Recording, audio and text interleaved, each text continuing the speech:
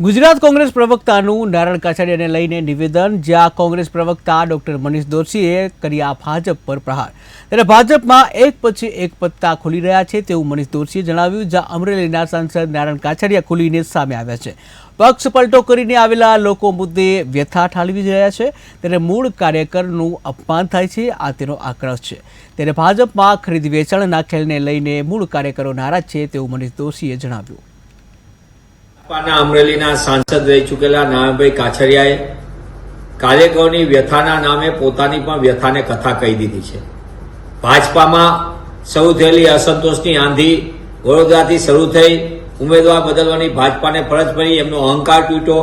સાબરકાંઠાની અંદર મોટા પાયે અસંતોષની આંધી, ત્યાં પણ ઉમેદવાર બદલવાની ફરજ પડી। એ શરૂ થયેલી આંધી આણંદ, વલસાડ અને ત્યાંથી સુરેન્દ્રનગર અને પછી એના એપી સેન્ટર સમાન રાજકોટમાં પણ જોવા મળી।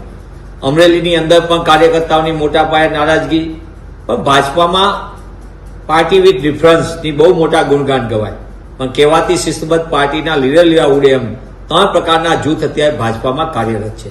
એક જૂથ જે પાયાનું, જે વિચારધારા સાથે સંકળાયેલું, એ પાયાના કાર્યકર્તાઓ, આગેવાનો પક્ષ માટે રાત દિવસ જોયા કામ કર્યું, તે જૂથ સતત અપમાન અને અવગણના થયેલી છે।